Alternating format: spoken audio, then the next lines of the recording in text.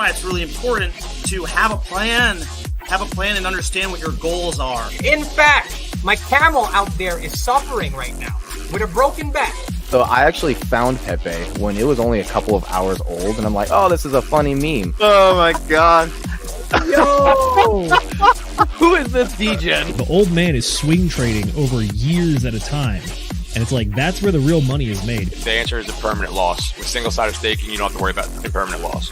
If you're aware, if you're disciplined, you can hone that into further financial growth. Financial freedom, to where you can actually live life and not have to be constantly living paycheck to paycheck. I mean, that's the ultimate goal, more or less, right?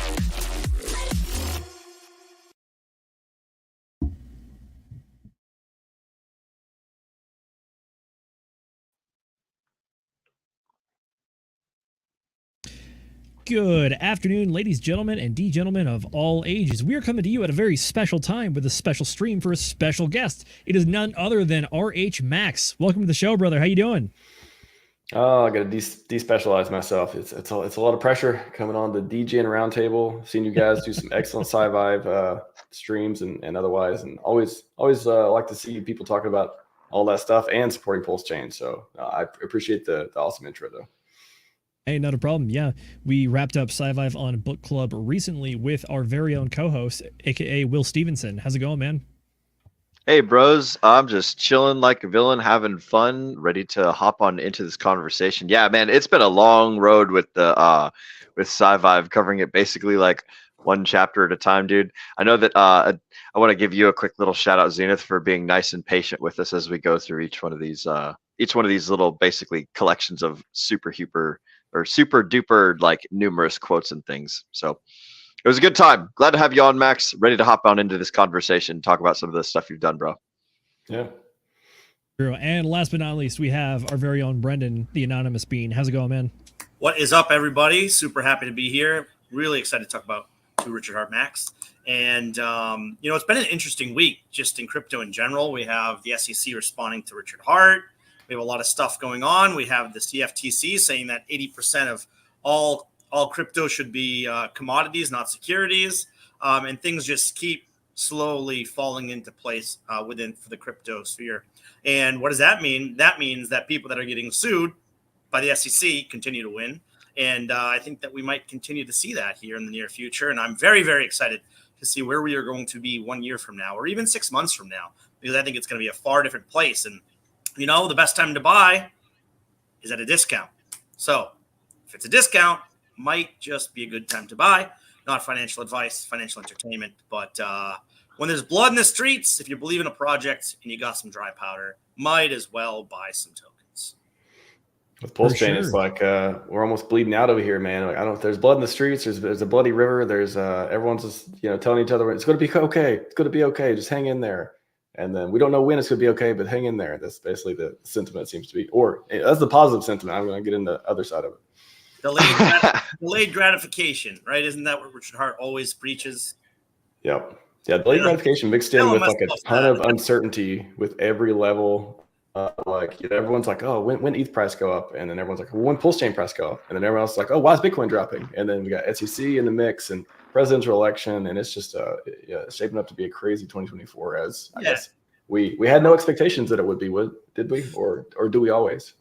Yeah, no, it's a good point. But also, we said this months ago that there's likely to be a dip for several months in the summertime. So this isn't, at least from our standpoint and from our community, isn't a huge surprise. Maybe the price of Pulse Chain, PulseX, and Ink, and how far it's drawn down is a bit of a surprise. But that the market is sort of dipping a little bit in now chopping sideways. It's not a bad thing. We've actually been saying that we had zero dips for so long as we're in up to 70K that it would be really healthy to have a pullback so that we can consolidate before we move up to the next point, because that's going to create a better sort of floor level and create more strength for us to shoot up and not just pop up and pop back down. So overall, this is, I think, good. It's just, it's hard when people haven't been through the cycle before, especially if you're having the Richard Hart bags. I mean, if you've been through Pulse Chain launch, I was supposed to say, if you've been through Pulse Chain launch and all the stuff ups and downs with Hex and stuff too, again, it's like this layer after layer of, okay, how much do you believe? Okay, how much do you want it? It's like I've talked about this before. Like you almost you need it. Like you need to you know, it's not just a want anymore. It's like, okay, if you're still here around streaming or otherwise, and if you're not, you know, that's cool. Everyone needs a break every once in a while. But it's one of those, I don't know, delayed gratification to the max. And I hope that, I mean, if we can talk about this a little bit more if you want to later as well, but it's like all the, I hope all the, I don't want to say dead bodies. What's the right way to say this? Like, I hope all the pain that's came from it and all the people who have stuck with it or we've lost along the way, I certainly hope the glory story comes to pass. And it is one of those things where, man, it was just all worth it in the end. It is so hard. I'm trying to speak to like the community in general. I know it's so hard to see through the weeds and see through the forest and see all the things happening.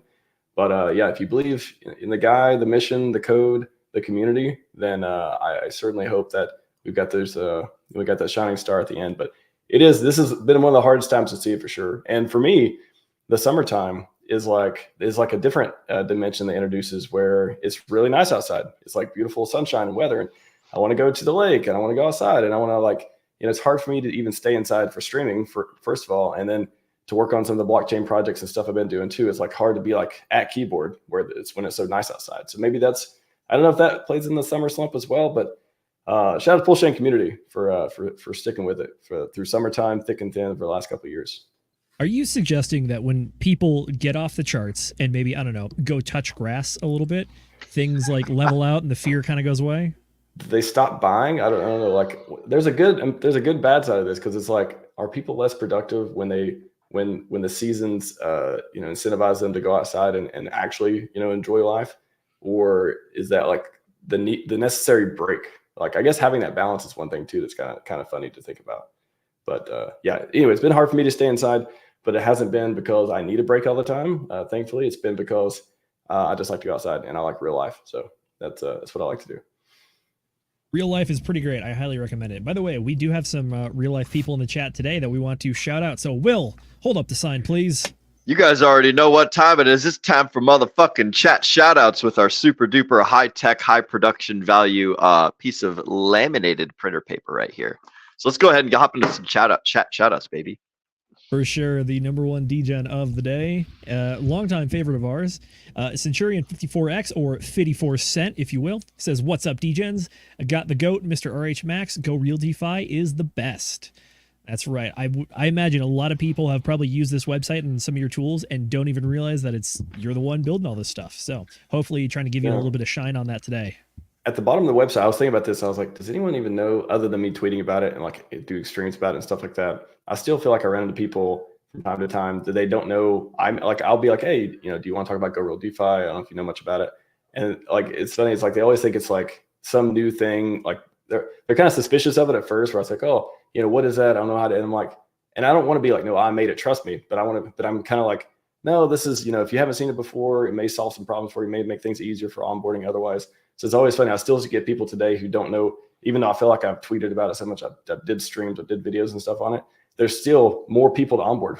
We haven't ran out of enough buyers for Go Real DeFi as far as using it. So that's pretty cool to see. And I look at the stats, you know, from time to time. I'll run the, you know, you can look at see the visitor count and all that stuff, and I see it's you know, in the thousands daily, weekly, as far as hits and stuff goes. So plenty of people are using it. So that's pretty fulfilling when you build something you can actually see with the data, not just like hear people talk about it, but actually see with the data that people are using it. And I rely on it to use IPFS stuff. Like I rely on it to get all my favorite links to playlists and videos and onboarding. And, you know, I put the faucet on there recently as well. So it's nice. I want to say it's my second favorite site. I don't know. I hate to say it's my first favorite because I'm biased. If I remove that bias, I'm like, it's probably my second favorite other than GoPulse. I feel like GoPulse is like the best site in the Pulse chain if I had to pick one.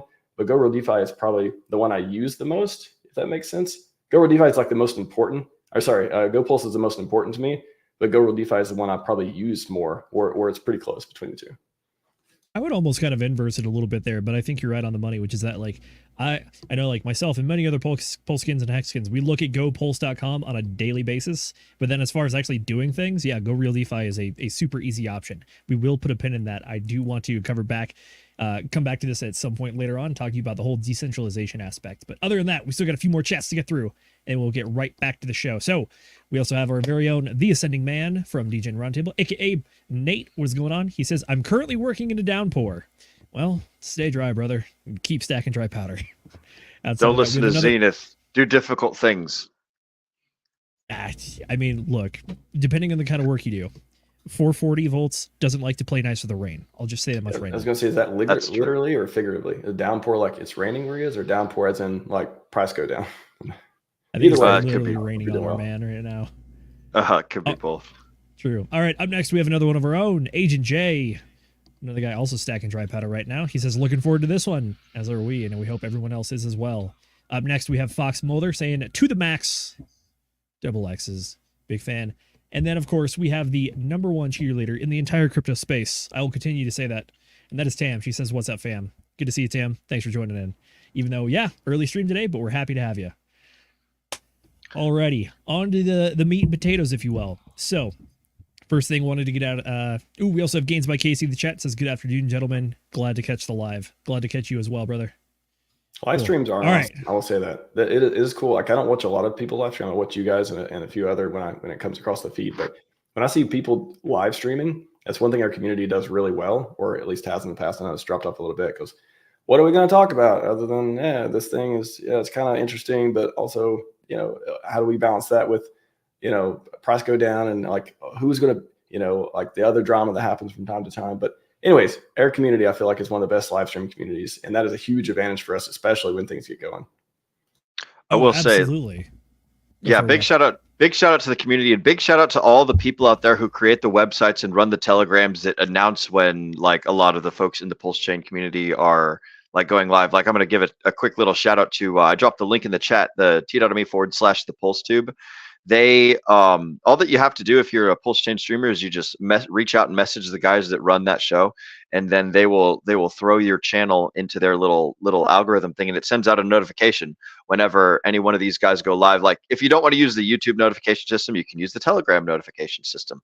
It's just one more of those little things. And then I know there's another PulseTube website thing where they have like a list of all the streamers and they show like the scheduling, and it's kind of like a TV guide program or something.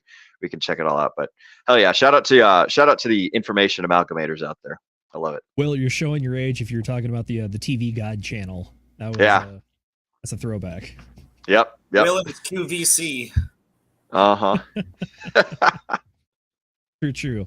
Alrighty, so first thing I wanted to cover with you real quick is we wrapped up SVive here, and we had our takes. We wanted to ask you, the guy that wrote the entire blog about it, what your take was on the book. So if you had to like boil it down to a single centralized message, what do you think Richard Hart's the point of writing that book is? What is he trying to communicate?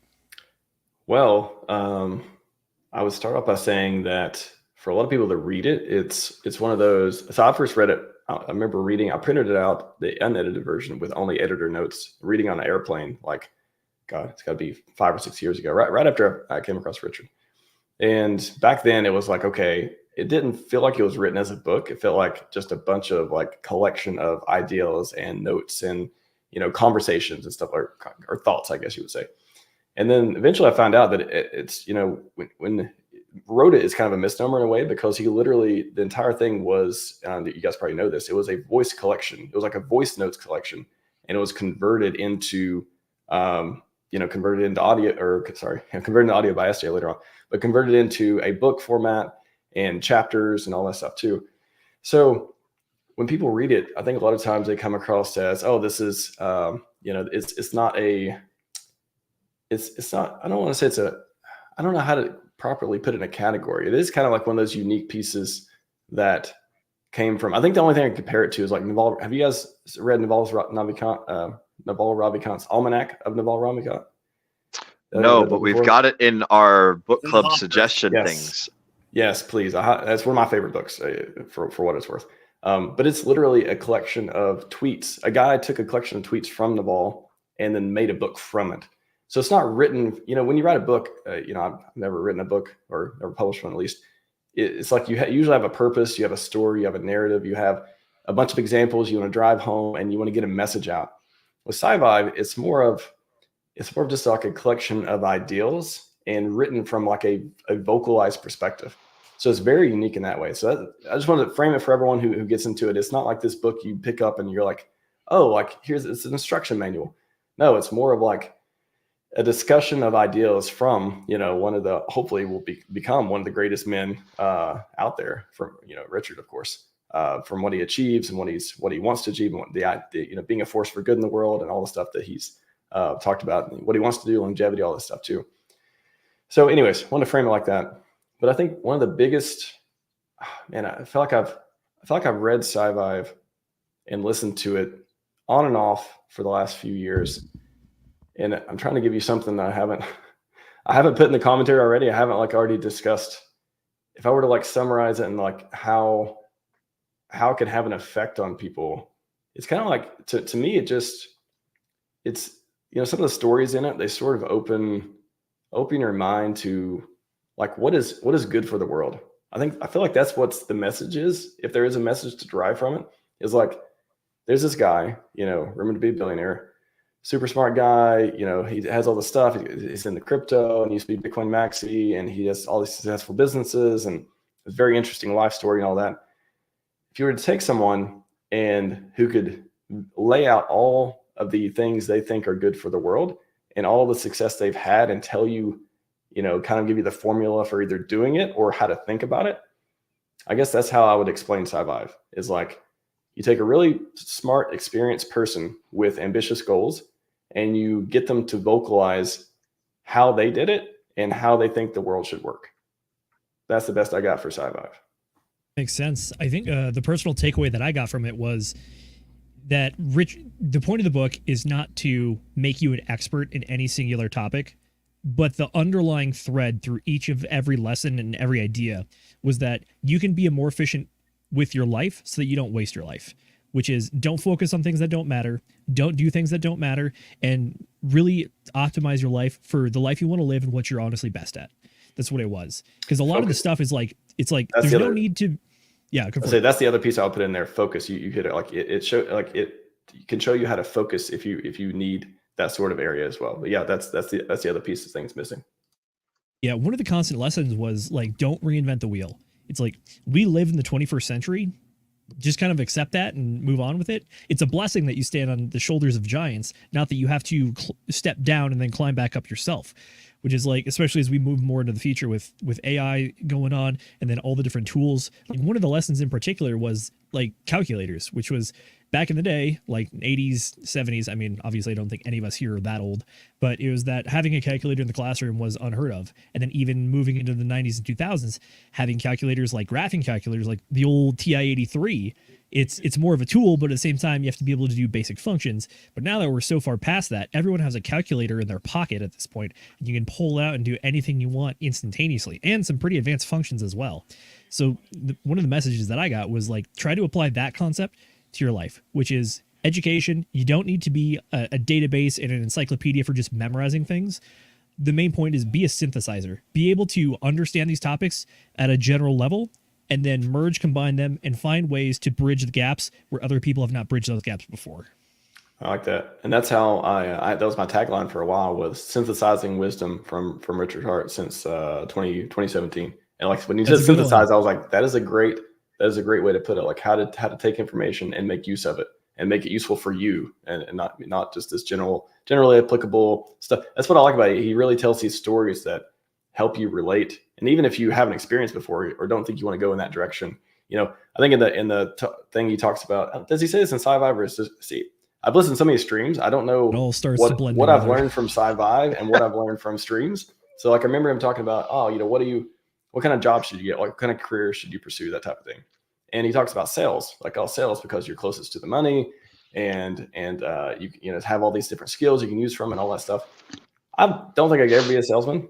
And I've changed my view on that. I've changed my view on sales over the years too. I used to think it was coming from an engineering background, sales is the people you don't want to talk to. Oh, they're just trying to, there's these they're just trying to sell you something, right? They're just, but in a deceptive trick kind of way. But there's actually, being a good salesman can, in all different forms, whether you're actually doing it for a living for a company selling a product, or you're selling yourself, or selling your ideal or whatever it is, that kind of skill set, it can be used in a deceptive way, but it can also be used to gather people and get them into a movement. Hey, Hex, right? The community, form a community. Let's form another community. Let's broaden it out. Let's scale it out. Let's make these ideals come to life. So I think that's one of the perspectives to change for me too after SVive and after listening to Richard for so long, was just the ability to see the bigger picture, not so much focused on like, what is the truth? What is the objective truth all the time? The narrative can be even more important than the truth. And I say that not in like a deceptive way. It can just be so much more powerful because people want a story to believe in. And if you can give them something that's healthy for them to do and achieve financial freedom, being a force for good in the world so many different ways, like that is like something that can get them on board much faster than being like, well, I can't promise you anything, but I have this, thing going on, that sort of thing. So it's still not something I'm good at, but I've learned to respect it so much more after going through all that content. Can I touch one base on sales since it's what I do? Do it. Take it away. For me, I think that our perception of what a salesman is goes back to that, squeaky wheel. Squeaky wheel gets the grease. Yeah. The used car salesman. And I think that for a long time, selling snake oil, right? We kind of keep going back to those type of salesmen. But in every type of industry, you're always going to have the bad actors, right? And those are the ones that kind of make a name or a bad name in some cases for a profession. For me personally, I've been in sales for 20 plus years. Now I sell surfacing materials. So there's some expertise that go into my job, which kind of in all sales. But to me, I always tell people when I'm training, because I do a lot of trainings and I teach a lot of people, how to sell.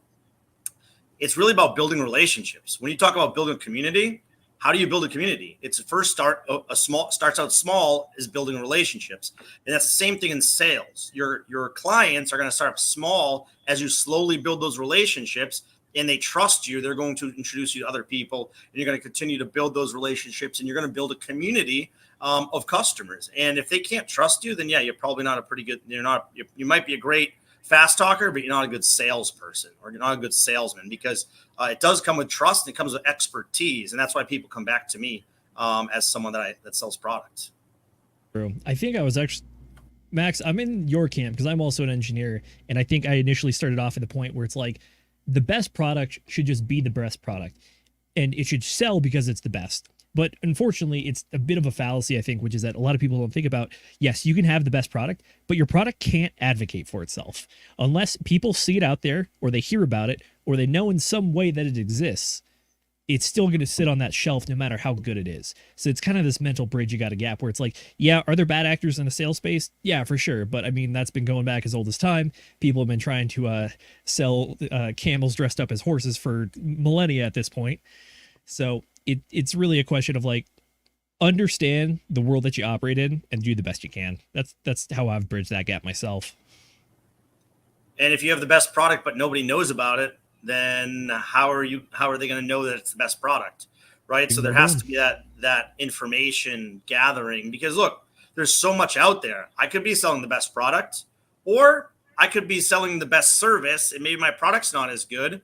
But it's better for you because of the service that I provide you on the back end. But nonetheless, people aren't going to know that your product's the best unless you tell them about it and tell them why. And it's no different from the Richard Hart ecosystem. I feel like we are in a very, very strong, technically sound built, first of all, technology, right? All the different coins. But also we're built a very strong community. And that starts with our founder who got famous doing what? Streaming, right? And so I think that's why I'm going to say twerking. Maybe more recently. One guy's sales strategy. I was like, wait for it. Which one's he gonna say? Yeah. But I think that's why our community is so into streaming because that's what Richard Hart was so well known for early on. I never thought about that. Yeah, his influence on getting people to live stream is I've never thought about how influential that is. But you're right. Yeah, like would we have whatever a streamer number is? You can say 100 plus content creators or 70 plus streamers or whatever it is. Would we have that many people if Richard he was just a normal YouTube person, just made videos and uploaded every once in a while? Like, would it be the same? Probably not. Like, how different would it be? That's an interesting point. One of the interesting thing too about sales, I'm of the camp that like every single human interaction is a sale. The people that are listening to us right now, we are pitching the idea of sales to them. There are our prospects, our customers, right? Every time that two human beings are interacting, whether they're talking by a campfire or whether it's like a sergeant leading the troops or whether it's the president dealing with the maid under the desk, right? Everything is a sale. Every human is trying to like you were saying earlier, Max, pass their ideas on to other people, get other people to see things from their perspective, try and get them to take some sort of action or do some sort of thing. So if like sales is just like, when you boil it down to first principles, it's just effective communication. So if you're not able to effectively communicate with other people, then you're going to have a much less like high leverage life than if you learn how to effectively speak with people. And so like learning about sales and learning about marketing, learning like the skills of copywriting, learning the skills of like making ideas digestible and palatable for like whoever your specific target audience is something that will just give you huge dividends. For the folks at home who don't know anything about sales, I highly recommend you guys go check out some of the stuff that Richard Hart's done, Alex Hormozy, Grant Cardone, Jordan Belfort. Who are some other good salesmen? Those are the ones that I can think of right now because they're content creators. What's that? Ty Lopez, whether you like him or hate him. Yep, Ty Lopez. Talk about whether you love him or hate him. He is effective. He's good at doing his thing. Or like like scale back in history. Freaking this is a bombastic example, but Adolf Hitler was a good salesman, right? Dale Carnegie, or not Dale Carnegie. Was it Dale Carnegie? Andrew Carnegie? Whoever wrote the book How to Win Friends and Influence People. Dale Carnegie. Great salesman. Yeah, Socrates, good salesman. Everybody that you know about that is like right now dead, they were good salesmen, or they had somebody on their team that was a good salesman because you were able to like find their content and eat it. Like think about how many people there are sitting 6 foot under that are dead that had these fantastic skills that nobody ever knew about because they never like we were saying earlier, they never had the ability to market their product or their service to the world, and they didn't like build a legacy, that didn't build a history or anything. So there's tons of people out there that are great at doing stuff, but nobody knows about it because they're not out here like, screaming into their webcams and telling the world about the stuff that they do. So I highly recommend people learn the sales and learn to stream and do all the stuff that is just basic good communication. I think one key is breaking it down where it's not just about selling money. Like not the currency isn't always money. It could be status. Yes. It could be influence. It could be gaining, like creating a community. It could be getting people to like an idea or otherwise. So I think when people hear salesman, at least I did a long time ago, it's like, this is someone who is wanting to influence me into doing something that I may or may not need or want, or they want to speak the same language. Engineering and sales don't speak the same. Like it's very hard to bridge that gap. That's why you have like other people in the middle a lot of times, or you have people that are really good on the engineering side going to those meetings and so on. But it's not always about a currency. And it's not always about getting you to. I guess it's more about influence. I would say thinking about sales instead, removing money from sales and putting influence in there. Like it's about influencing one way or another. And that's where it could be more palatable to people who come from like a technical background, where it's like, no, this is something that I want to learn because it's going to help me be more effective or effective at all. Versus, it's just like this skill that only people who, on that side of the company use or otherwise. I don't want to be a part of that. You're missing the point. You're missing like the part of the narrative that gets stuff done when you look at it that way. I used to be one of those people. True. By the way, perfect segue, because one of our very own, Agent J, with his most recent comment, Mrs. Producer, if you don't mind pulling that one up, he also agrees. He says, time and trust are two of the most important forms of currency. Time cannot be printed into infinite like fiat. Trust is easy to lose, difficult to earn. So yeah, Jay's tackling it from the other standpoint, which is that the other thing that you might be selling with sales is trust. You're building trust. It might be awkward to think of it in like a sales thing, especially if you have a jaded view on it. But at the same time, you gotta give some to get some. It's sometimes, So I'm going to do a little shameless self plug here. So I've written a book. It's more of an extended blog post that I used a whole bunch of AI for storytelling for, but it's called The Ledger Must Balance, and it basically talks about these concepts that there's more than one type of like value transaction that we have in the world. And it's like you guys were basically saying earlier, you've got time, you've got money, you've got attention / energy, you've got your health, you've got your brand, and then you've got like physical resources that are all over this place. And what that little blog article or that little book is all about is stories of people trading different things to get other things. And I would highly recommend people not necessarily read it because it's not that interesting, but like just think about the concepts of like, what am I trading in order to get something else? Like when I go to McDonald's to get some fast food, I'm trading my time like going out to the grocery store and buying, you know, healthy food and stuff. I'm trading my time in and I'm trading my health. So that way I can get a quick meal at like a slightly more expensive price or something like that. So I highly recommend folks think about the mechanisms. I call them the pillars of value in this book, but like the pillars of value that we trade for other things. So yes. I really respect people who are good at sales. And again, that's one of the things I've came over. I went through it when I first started streaming. I used to talk about it a lot. I went through health, wealth, wisdom journey.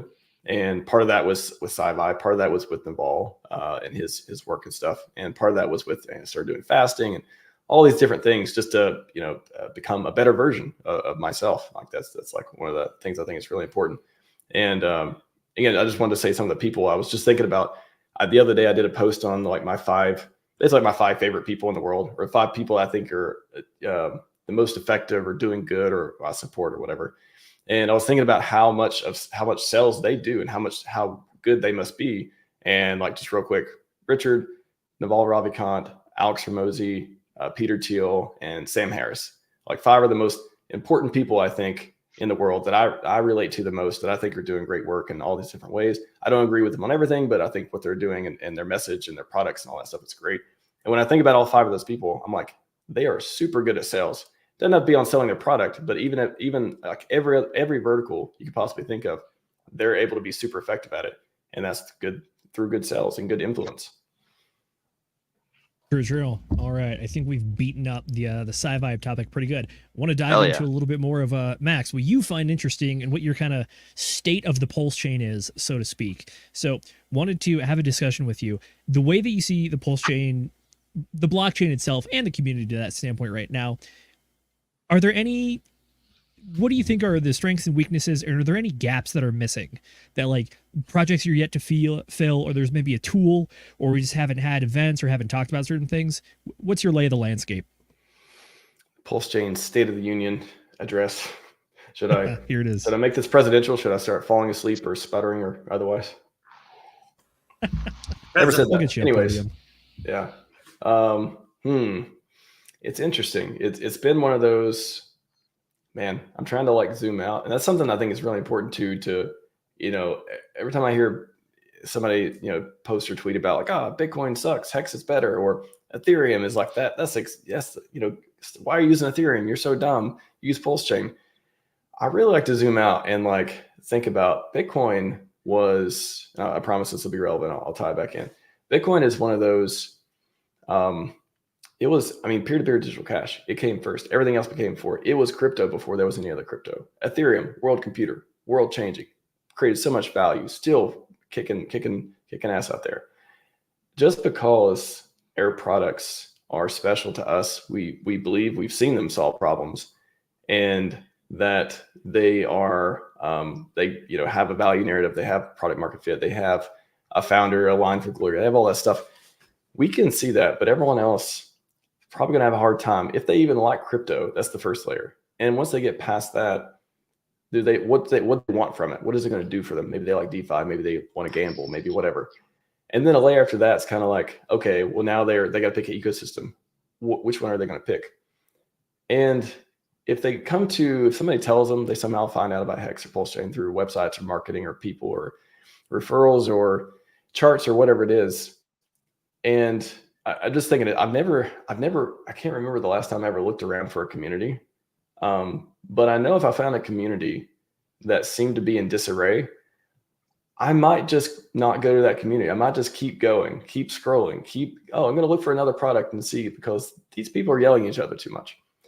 So I really appreciate that the builders in the community and the people that can be attracted here and stay long-term and not be, you know, fudded out. And when I say fudded out, it's like rightfully so. When they see certain stuff happening, they're like, what am I supposed to hope for at this point? Like, I just got here. I've been here 3 months. You know, what am I supposed to hang on to at this point?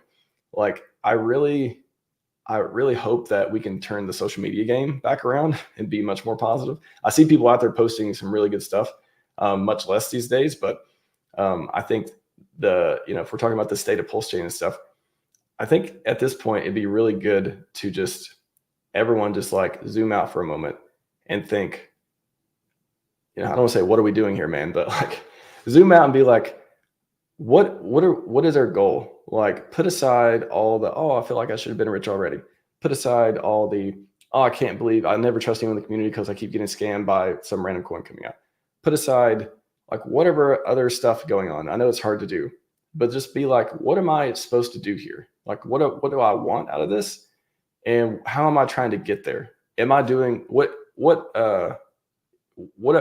is what I'm doing effective? Is what I'm doing attracting people, or is what I'm doing, PvP, that kind of thing? And everyone has different incentives. Everyone, some are more aligned in one way or another. But, and I know, Richard not being around and streaming anymore, it's kind of hard to be like, before it was so easy. We had a leader and he said stuff and we cheered and then we went and did it and things were good. Even when prices were going down, it was like, it's fine. But I really think that Pulse Chain at this point is at this, hey, like, we're going to make it or we're not going to make it. And I believe we're going to make it. And it's just, I think we're going to make it harder, like harder in the sense of like more, if we're able to just zoom out and be like, what do we want to do here? Like, do we want to make this the greatest ecosystem on earth?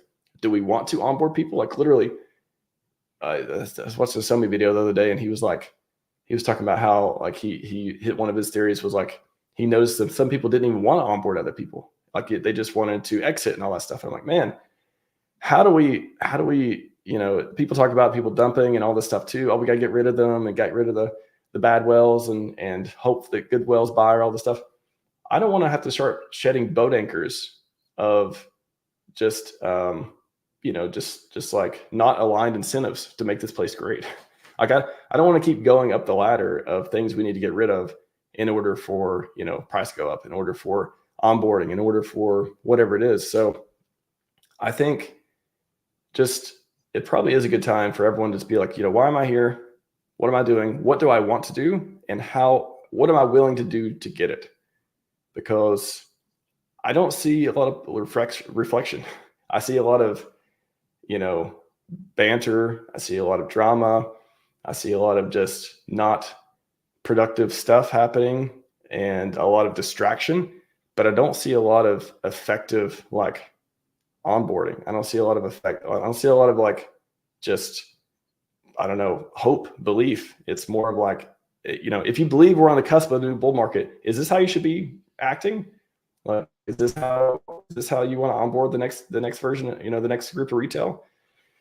So yeah, I mean, that's kind of like, I want to hit on a couple of different verticals. That's one. I feel like the onboarding has been harder lately, and it's been one of those things we just need to get out of our own way. Like that's no other way to put it.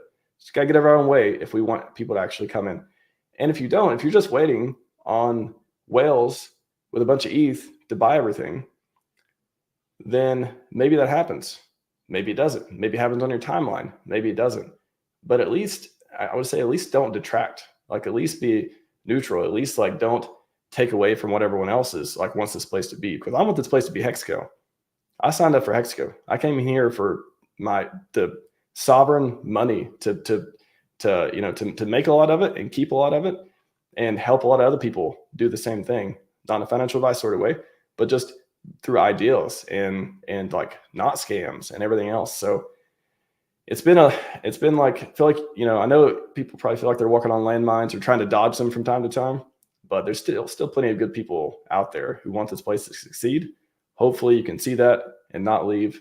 Hopefully it doesn't take away. It's kind of like the classroom. You got the disruptive kids that are making everyone else learn less. Not the teacher can't be as effective. Hopefully, a lot of the good kids will stay in the class and they'll, go and people can learn from them and we can all just like graduate together. I'm going to go with that analogy. I'm going to stick with it for about 10 seconds. But that's good, hope you bro. guys know what I mean. Like that. Yeah. No, like the students becoming the new tutors and the kids in the class clowns distracting from like whatever the core message is in the direction that the class should be going. I like that. That kind of that hits all the bases. Agreed. I think the synopsis of your state of the Pulse chain there is that what we're dealing with right now is not a technology question. It's a people question. And it's whether the people inside the space are given the right message, or we just need more people from outside the space to come in. But by the way, we have a comment from Agent J here. He says, "You're right on the money, brother. If you think you're going to make gains, sustainable gains, by a whale moving around some ETH, you probably lost the point of Pulse Chain." Yeah. Yes. Right. Finding the point of Pulse Chain. Like, if you don't know what the point of Pulse Chain is, again, I would say go back and take a look and be like, what am I? Not only what is it, but what am I doing to help us get there? Like, that's the thing that, you could easily say, again, I have sympathy for everyone out there who's been here for a while. They've been waiting. They feel like they've delayed enough gratification. They put in the time, they put in the capital. They just, maybe their pocketbooks went down, or they oversacked, or they're just see other stuff go up and they're tired of waiting. All that's there. However, this is I don't want to say this time is different, but I feel like Richard said something the other day in the documentary. I don't know if I was talking to you guys about it or not, but in the chat, but I remember he was like, everyone in the world will tell you the same thing, but actually this time is the thing. I really think that hit home when I heard that. I was like, man, that is a great way to put it. And not just like this hopium, like, oh my gosh, I've discovered like this new element where I'm going to, all this stuff. It was like, that is kind of the way, I don't know, that's what I believe. Like that's kind of the summary, is like, been following this guy for a long time. I think he has some of the best intentions. We don't know, we can't explain or know everything he's doing, nor should we. Like, we're not a fly on the wall. We're not in his inner circle. So why would we understand every single thing that happens and how much he can talk about all that stuff too? But I do believe he wants to be a force for good in the world. And I do believe that he has put together something special and a community that it's not always easy, but I think in the end, a lot of people will see, hopefully, the glory they saw with Hex before, and even much more in a much broader sense, not just for prize performance, but really like shaping. I think this time, taking the time to like everyone shape themselves with SVive, growing as a person.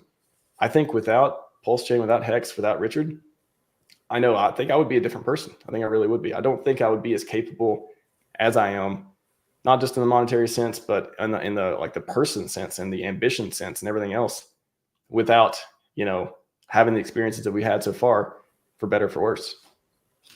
Yeah, a lot of good points. And I think you kind of brought up a lot of sort of the, some of the infighting and some of the things that have been going on, some of the grifting that's been happening inside the community. And it's like, hey, are we trying to build what this technology was created for? Are we here just to pump my own singular bags? Am I just trying to take wealth from one person's pocket or from one little bucket and move it into this other little bucket because I get more of it then?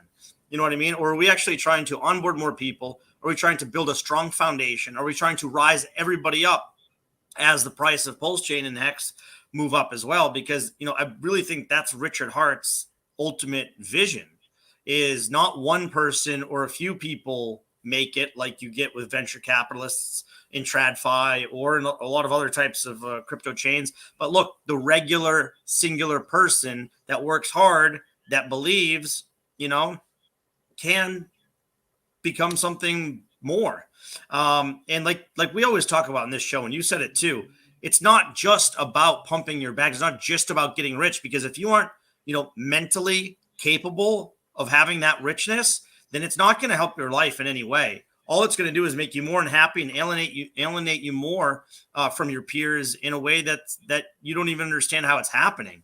But for us, and you mentioned it, it's body, mind, spirit, and finance, right? There's a lot of pillars that you need to build on if you want to be successful, if you want to live a better life, because money in itself isn't going to help you live a better life unless you have everything else under control and everything else properly aligned so that you're rising the tide together in your life. Now, Pulse Chain's that same thing, right? It's like we're all supposed to be helping rise this tide together.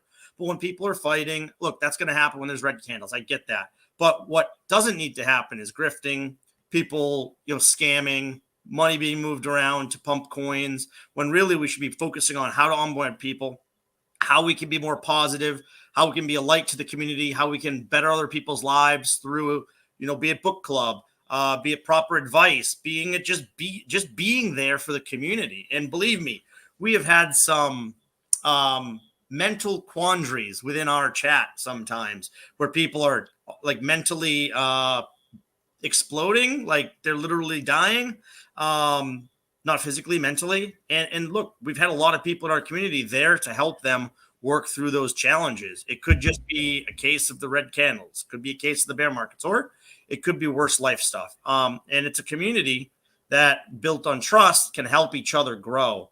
And it's that community that Richard Hart has been trying to build, in my opinion. And we need to get back to that, as you're trying to say. And hey, let's get back to what is this? What is PulseChain? What is Hex? And what is the point of this community?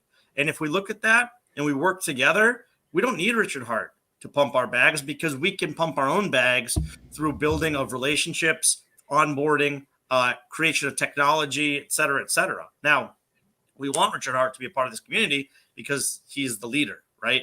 But that doesn't mean that we are helpless ourselves. Yeah. I mean, we have everything we need. I mean, PulseChain is set up to onboard everyone. I mean, we got copies of all the coins. We got forks of all the products. We got people building stuff all the time. We got new, technology, all that stuff coming out. We have the community. We have people with capital. There's nothing else we need. I mean, other than to onboard and take advantage of getting other people into our ecosystem to where we can actually build things up instead of just trade money altogether. And that's not to like, oh, we need to get more people in so we can take their money. It's not about that. Every system you need to, everything's a Ponzi system, right? Life is a Ponzi system. Everything you need to grow, or you don't survive eventually. So our growth is the only thing that it's been missing from this whole thing. We have all the products. We have all the teams aligned to be successful. We're just the growth part. That's the only piece that has yet to start taking a significant move. Early this year, we had some pumps and stuff. And then now, I think, didn't Richard tweet about it? We're back at SEC lows and all that stuff, almost 1 year into the process. So the growth part, that's the only thing we're missing. I think that was a really interesting tweet. And look, I think you're right. But what do you think he meant by that tweet? Out of curiosity, do you have any thoughts?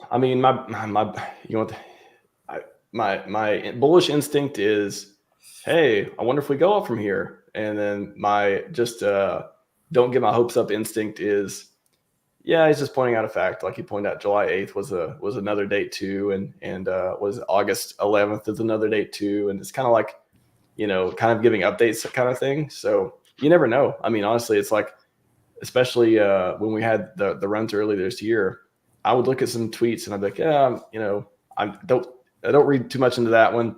And then a week or so later, I can look back at it, something big will happen. Some big pump will happen. I'll look back into tweets and be like, whoa, like all these pieces. Oh, that was a hint of maybe he saw something going on or otherwise was happening. And like, oh, maybe I should have paid more attention to that one. So you never know. It's kind of like crypto has this, has built-in FOMO where you literally, even if you recognize it, you kind of don't want to not participate because you're afraid of fear of missing out. So whether that's, the price or coins or paying attention or otherwise, I said the other day, I was like, I'm jealous of anyone who can just, wait 6 months. For example, if you believe in 6 months, we'll be going to the moon, all that stuff. Go offline for 6 months, don't pay attention to anything, come back and just enjoy it. I don't know. It's hardly an option for streamers or if you want to make a contribution that way. I could stop doing it anytime. I don't owe anyone anything, no obligation to anyone else out there otherwise. But every once in a while, I'm like, man, that sounds nice, doesn't it? So that involves touching grass and getting outside and off the charts. I think it's very hard for some people to do. If we got a little, sorry, Will, I know we got a little bit more time. I do want to cover one last thing with you. So we mentioned it at the beginning, but the GoRealDeFi.com stuff. This happened, or you made this product, or this tool rather, around the time that Richard Hart fully decentralized PulseChain. I think at that point, a lot of the community did feel a little bit rudderless because RH was gone for so long, no streams, and then we're going to a fully decentralized world in PulseChain. What was it around that time that really inspired you to make that tool? And what do you think the purpose or the point of the decentralization was? Dude, first question, onboarding sucks, bro. And second question is, decentralization good? It was literally, I always say like, it was 2 steps forward, decentralization, 1 step back for onboarding, something like that. You get the gist. That's what it was. I mean, like when I did it, like when I first saw it happen, it happened. If anyone remembers this, it wasn't like it all happened at one time. First was the Hex app, and everyone was like, whoa, the Hex app got decentralized. Like, well, IPFS, what's that? And then I don't know if you guys caught it, but I had the Gold Key and KDP asked me to host a debate of them of like, is this a good idea or bad idea? And I did it. Yeah, it looks like Brandon saw that. I watched that. Yeah. Yeah. So that was again, does anyone even remember that? It's like that was the thing that happened. It was like, oh, we're all debating, is this a good idea or bad idea? Like as if that was going to change anything anyways. But it's already done. Yeah. But at that point, I didn't know. Like, I was kind of like, oh, well, I guess maybe something's next. Maybe he'll do something else. Oh, he can't do PulseX. And I was like, just technical side, I was like, well, maybe he can do PulseX. I don't know. So then he started doing the other ones. I don't know what came next, but he started doing each one. And after that, I was like, okay, well, I think this was right before. Yeah, no, I think I did make it right after he did like the 4th or 5th one. Because there's, I'm not going to name all that. There's like 6 different ones that the IPFS apps. But anyways, the point was, when I went there, I was like, man, nobody knows how to use this stuff. I'm getting so many questions. As a tech person, as a nerd, I love this stuff. Like, this is awesome. Like, yeah, it's IPFS. It's cool. I mean, I don't really like the links. That's not as pretty to look at, but whatever. Like, this is a cool decentralization thing. But then it really like sunk in that, man, this is really bad. And for onboarding, like, this is like a problem. Like, I literally looked at it as a problem. Like, this came in the middle of like us trying to like pick ourselves up and like do everything we can and just wait longer and just, do everything we can to onboard people. Oh, like literally, I'm like, without green candles, I'm racking my brain to figure out what can I do to onboard people. And now we don't have a link to give them. We just got to do them on this website and hope they click the right one, that kind of perspective. So yeah, I was just like, you know what? I guess I'm going to create a website because I can do this. Like, I've had the experience doing this before. I've been working in tech, my specialization is security. So I think I know how to build it, as securely as possible. And I went through a few different iterations, but I finally got it to a point where I was like, these are verifiable gateways. Like, it's just taking the website that you would get if you clicked on it, but putting it in a nice looking URL that you could share, you can bookmark, you can verify yourself, the hashes, all that stuff. And that was very important to me because I know, it's easy to just be like, yeah, here's a link, you can go use this gateway or whatever. But to make it where people can verify it for themselves, like, again, the true sense of decentralization, not getting scammed, all that stuff. Because you type something in Google, scams pop up, click on it. We had all the bridge, hacks and stuff like that, or the bridge scam links and all that stuff before. I didn't want it to turn into that. So anyways, I finally got it to a point where I'm like, all right, I think this is good. I added some auto update features. I don't even touch it these days unless I update one of the links. Like, I added the faucet to it the other day. But everything is running like autonomously. I have scripts in the background that will every time. Like, I think recently, the devs pushed a new version of Hex, the Hex app, and I didn't touch anything. I literally, every time I see it happen, I see somebody tweet about it, I'll click on the app, I'll click on Go Real DeFi, click verify hash, and I'll see, oh, it did automatically update, and always makes me smile a little bit, like, oh, cool, it's all working all the time. That's super cool. So that happened, and yeah, and then I kind of just got people question the security side of it. And I'm like, I don't know, I feel like I've racked my brain enough. I'm a security guy. Like, I've built it as securely as possible and practical, and I've let you verify yourself. So I haven't heard any argument against using it. I think in the beginning people were kind of suspicious because it uses iframes, but I'm like, yeah, I mean, iframes just technology. You can use it, better or worse, all that stuff too. And that was my big contribution to the community. Late last year or I felt like I wanted it to be, at least. I think it's turned out to be a contribution. It looks like, objectively speaking, but that was something I was like, here's how I'm effective. Here's how I see a problem, what I think is a problem, and here's how I help onboard people. And I've got a ton of compliments from people. They say that send it to all their onboards. I send it to my onboards, not to onboard a lot of people these days in real life, because isn't everyone in from the SAC phases? But yeah, I think all the new onboarding people, hopefully it works well for them. But that was my like, oh crap, maybe I'm a devish at this point. Never been like a dev. Maybe I can be like a pseudo dev right now, and I kind of contribute in these ways. For sure. I know there are a bunch of larger accounts out there shouting to the high heavens about Pulse Chain and Real DeFi and whatnot. But when it comes to actually building the nuts and bolts tools that people can use to truly onboard instead of just be stuck in decentralized nowhere land, I think you take the cake with that. So absolutely hats off to you, man. Thank you. Thank you so much for making the tool. We love it. Yeah, I mean, I do too. That's the thing. I want to make something that I want this. I want to use it. I mean, selfishly, if nothing else, if nobody else used it, I would want to use it. Like I just made it like nice enough where I think other people would like to share it too.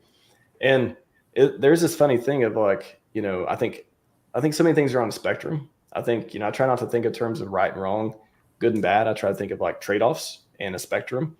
And for example, this entire, you know, Go Real DeFi, it is a website that is, you know, it's centralized in a way, I guess you would say, but I don't like this. We need to be completely decentralized because it's kind of like, I think these things can exist on a spectrum, just like decentralization. I mean, some things are more important than others, but for this, I really think we would lose so many onboards who don't have an easy way to do this, who don't care about IPFS, who don't want to click on a crazy looking link.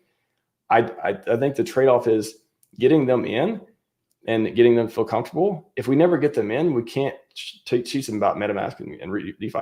Same thing. You could use the same example for centralized exchanges.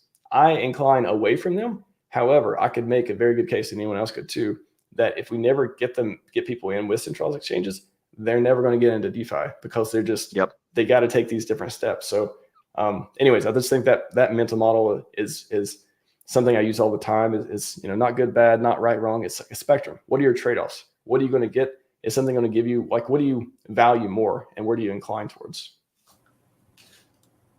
It's easy to give someone a website. That's all I'm going to say. Is like, that was the one thing when it changed, is like, I wish that I had a website to give someone, and then you built it. And I was like, this dude just nailed it. Look, he created decentralized so that Pulse Chain and Hex can run on decentrally forever. That doesn't mean that people can't build on top of that. That's what we're here for, right? That's all I have to say. Alrighty, well, ladies and gentlemen, we are coming to the end of the show. Some of us got to run, mainly our very special guest, and we are very appreciative for his time. So we're going to do one last round of shoutouts, and then we're going to open the floor up to Mr. RHMax himself for a final word before we get out of here. So with that being said, Mrs. Producer, if you do not mind, we're ready to go when you are. We got Ramon Carrillo joining us. He says, "Sup, crypto fam? Good to see you, sir." On to the next one. Agent J came in here with this, says, "As a salesman, you give away your reputation along with your product. You transact your fiat, and you transact with trust. You can scam people out of their money, but your reputation will precede you." I've got some quick little thing to add to that, and this is just bouncing off of what you were talking about earlier, RHMax, where you were talking about if you just stop streaming, all of a sudden it costs you nothing.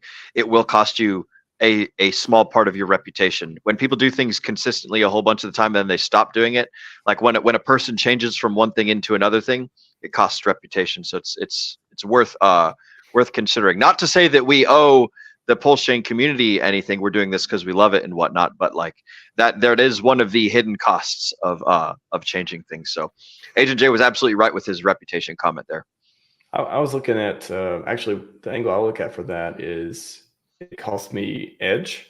Like if I were to think about, you know, if I were to stop streaming, if I wasn't up to date on everything all the time, then I would feel like that's my edge is, like streaming, taking information off of Twitter, sharing it, synthesizing it, building this stuff, connecting with people, talking to people, see how they're feeling about things. That's the thing I would think I would lose the most is that. However, yeah, I mean, there's definitely a valid view of like, you know, people really valuing consistency.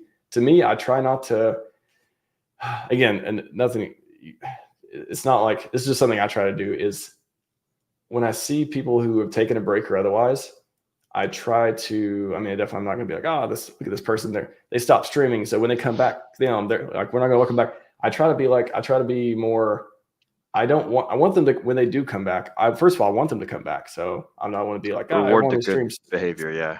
Yeah. I want them to come back. So I want to give them a reason to come back and kind of be welcoming, but also I totally understand when people are like, oh no, you streamed all the time and then you stopped streaming. Like, you know, that is a drive with people. I totally get it too, but I guess I just kind of optimize on the side of what is going to help us grow more than it's kind of like, I don't know. I think this perspective is more of kind of the, I don't know, it kind of reminds me of like the reward and punishment type of thing of if we just let anyone get by with it, then everyone will start doing it more, that type of thing, which I think is pretty effective as well. anyways, all right, this is going to turn into another conversation, but I totally Yeah, get it. I try for myself. I try to just be like, yeah, if you want to take a break, it's fine. Maybe in the back of my mind, I'd be like, oh, where were you? But I'm going to try to help you come back in and succeed as much as possible. Cause I think that's that kind of thing. That's what I like. For true. Much agreed. Old leadership lesson I learned as a JO was whatever you allow becomes the standard. So there you go. Alrighty, we got 4 more to go, then the floor is all yours, Max. Dre Sims says, no diversity on this panel. Well, brother, there would be more if you started streaming, so how about that? I never saw Next that up, we got, before. yeah, we got Red Squirrel saying, oi, oi! Ozzy, Ozzy, Ozzy, oi, oi, oi. Is that the reference? We'll see. Good friend of the channel, Moonpilled Rational Optics. He says, hey, D-Gens, still working or else I would stick around. Good to see you, brother. Glad you make the stream, and we will catch you in Replay Gang. And then last but not least, we have another good friend of ours, US Crypto Boogie, saying, sup, monkeys? Good to see you, Boogie. I know you're definitely out there stacking dry powder as well, so thanks for stopping by, and we hope that we have provided you with some excellent value, and we've had a great time hanging out with Max, which, by the way, good sir, where can the people find you? What do you have going on? And any relevant links you'd like to spread to the people? I think you guys did an excellent job with the show, and I really appreciate the interview. I have been streaming less, and I have been doing less guest streams and stuff too, but I always appreciate getting invited on and yeah, just out here trying to build more. I've been spending all the time doing that, and waiting on the next chapter for Pulse Chain. And I talked a lot about the drama and people like zooming out and stuff like that, but this place is still the best place in the world to me. Like it really is. Like I think we can speak, or at least I'll speak for myself. I like to speak objectively about things, and it's not sugarcoating, but I don't like to be like, oh yeah, I don't know. I feel like talking about these things is good and valuable. Like I'd want to hear it from people if they felt like something was going on in the community or could be better otherwise. So I'm glad to have these types of conversations. And yeah, I feel like I guess I'll show you my shirt too. If you guys see, can you read the bottom? Nice. I can't read the bottom. Does it say buy your freedom? Buy for freedom? Oh, buy your freedom, so yeah. It says, SVive, all we really need is time, buy your freedom, and fun longevity research to make it last. Love it. Very good. Yeah. So I guess I'll end on that. I think, again, I really appreciate you guys just streaming and just covering SVive and just being like, interesting people to listen to and have these discussions. And yeah, I think the more that Pulse Chain has people around that honestly refuse to lose. I keep going back to that. Like I refuse to lose. I'm not going to lose. Like this is the place I put my time, sweat, capital, energy, passion.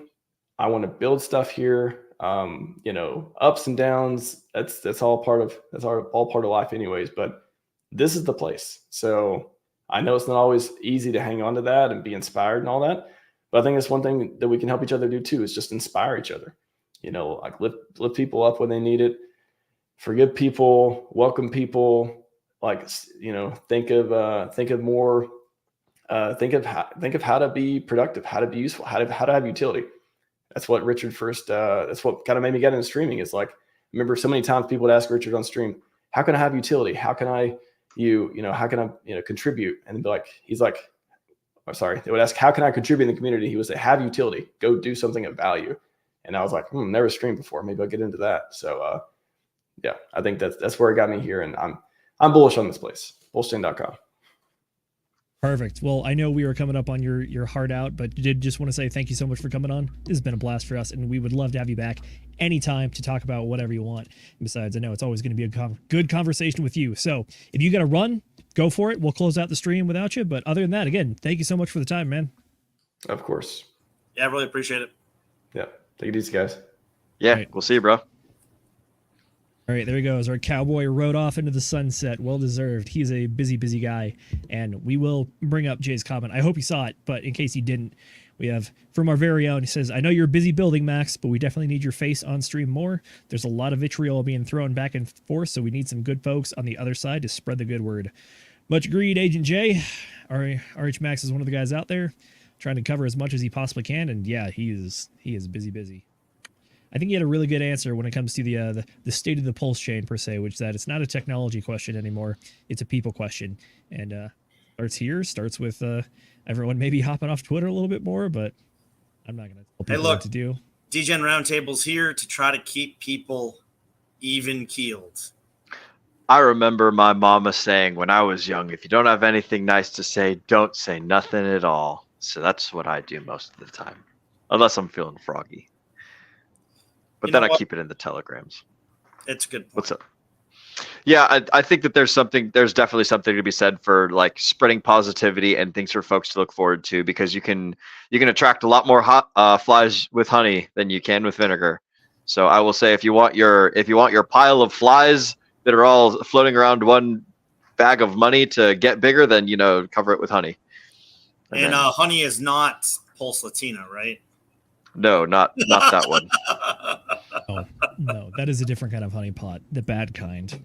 Yep, watch out for those. True. Anyways, boys, let's close out the show here. I'll toss it over to our fantastic co-host now, Will Stevenson. Good sir, where can the people find you? The folks can find me at will.pls.fyi. All of my links are there. The next best place to find me is in the DGen Roundtable community, which is, you can find it at this QR code linkity link right here, or you can type in bit.ly/degenerate roundtable.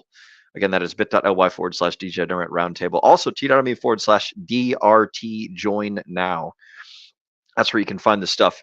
There's I don't know if this is a good question to bring up at the very last moment, but Agent J brought up a really good one right here. If RH does pull Satoshi, we'll cover it. If RH does pull Satoshi, who do you think can take up the mantle? I would say Brian Boitano, and that's my final answer. Brendan, what do you got? You know what? I think that each and every one of us have to take up the mantle.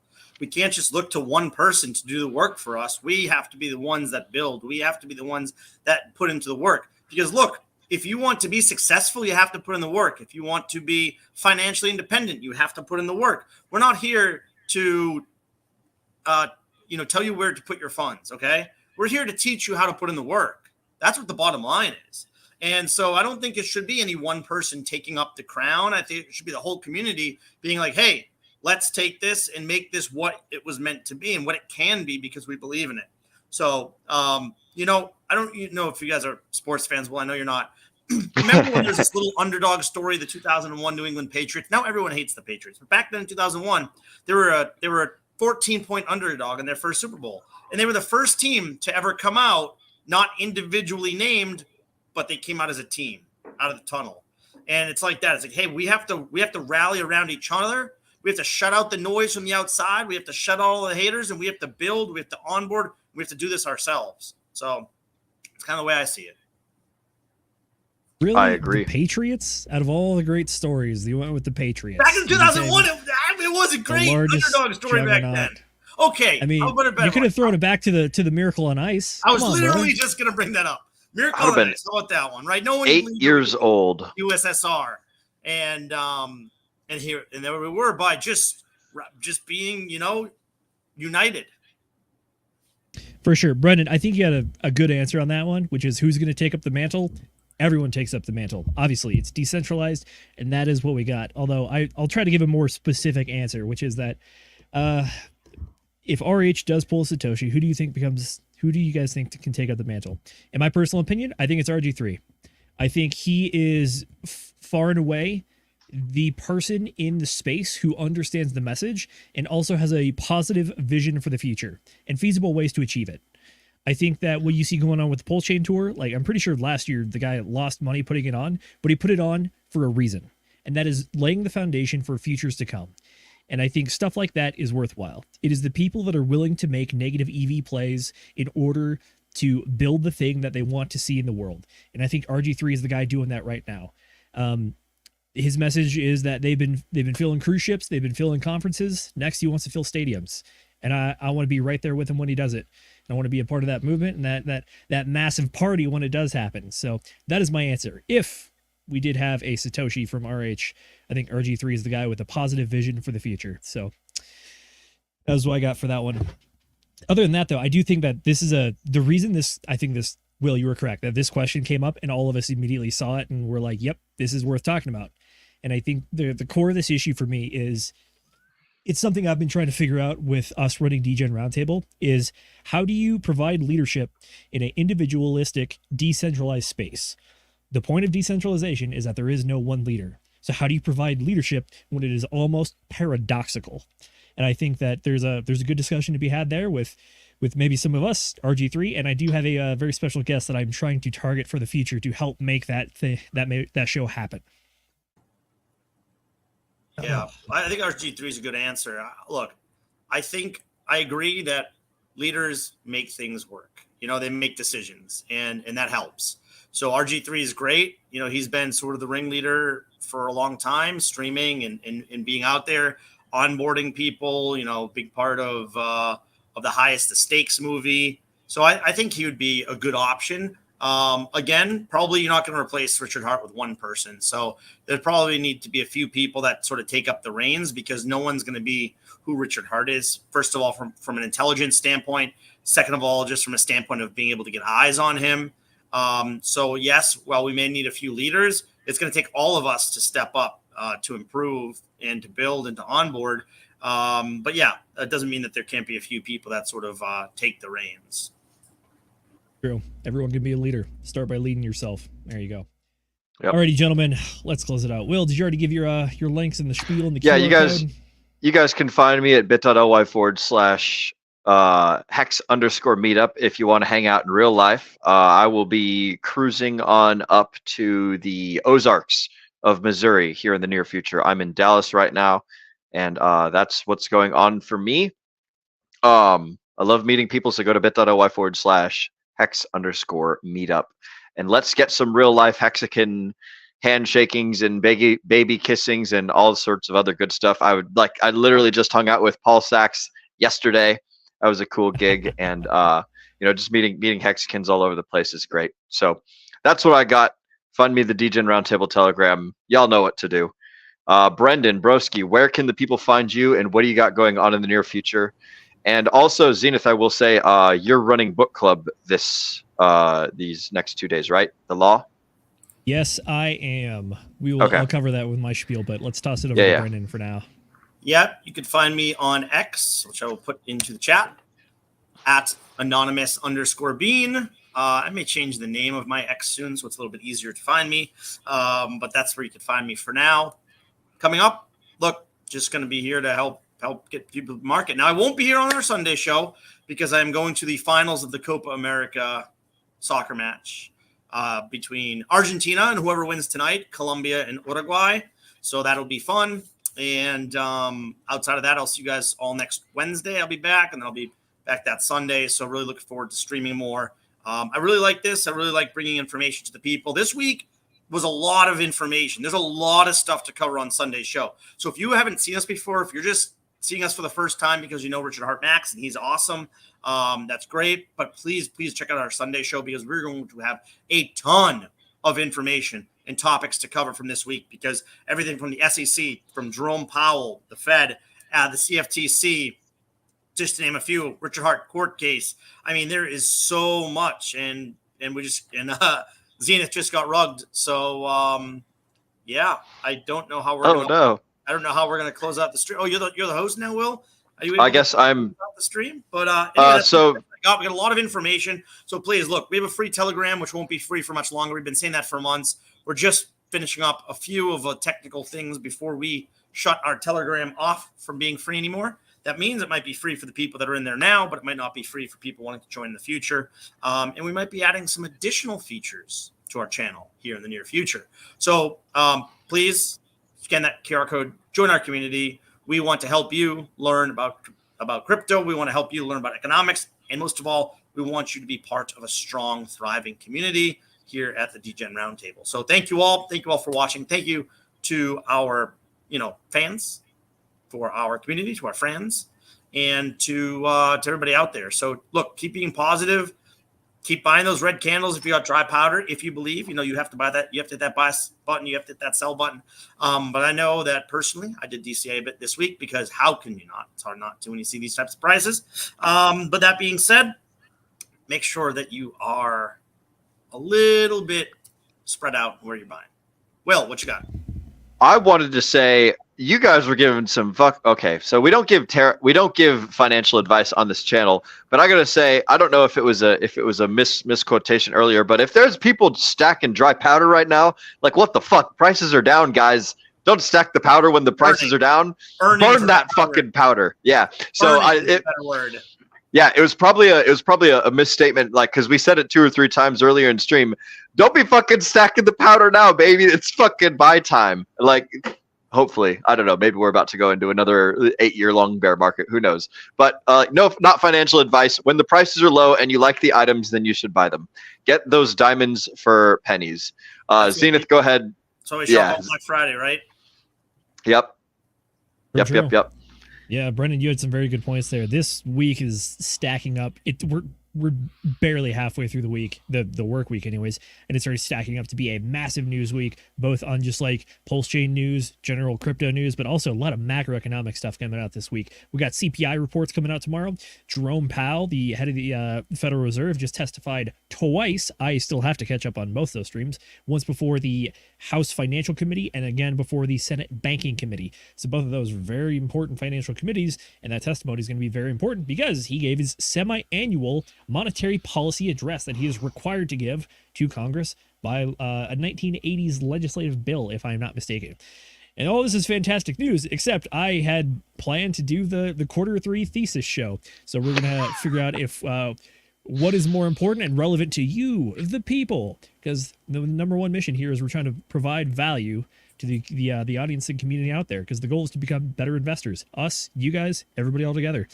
That's the point. And I was also tossing around the idea of maybe doing a different format for the thesis show. So provide us some feedback in the comments or the Telegram how you want to see it. We can either go element by element, or I was going to pull a page out of the Supreme Court, and I was going to write my opinion for the thesis and then have you guys provide either consensus agreements or dissenting agreements on whether you agree or disagree with my take. And that way we can have a bit of a back and forth. But other than that, yes, we have other stuff going on, which is that this Friday is the book club where we are covering The Law by Frederick Bastiat. I know the people were asking me long and hard to cover a book written by a 1850s French philosopher around the time of the French Revolution. The people have asked, and I will be delivering upon that. And by that, I mean I totally picked this one because I think it's important. Anyways, I'm exactly the people. I am finalizing some details, and I hope to have a very, very special guest, someone who is actually very knowledgeable on this exact topic and a little bit of a political philosophy surrounding the rest of it as well. So we're doing a bit of a transition in book club, but I think this is going to be an interesting boondoggle, and I hope to provide value and help explore in the Socratic method, so to speak, where our philosophical and, I guess, economic opinions are based and rooted in, and that we're continuing to make good arguments. So that way we can be good investors, like I said. Anyways, monologue over, but I am Zenith. You can find me on Twitter and Instagram at ZenithDI. And Mrs. Producer, go ahead and get ready. We know that you guys, oh gosh, time is your most valuable asset. And we want to thank you guys each and every time for spending it here with us on the DGen Roundtable. We want to thank you guys. We also want to thank RHMax for coming on and doing a fantastic show. This is a blast, and I think everyone will agree. But until we get you guys next time, we hope that everyone out there continues to DGen responsibly.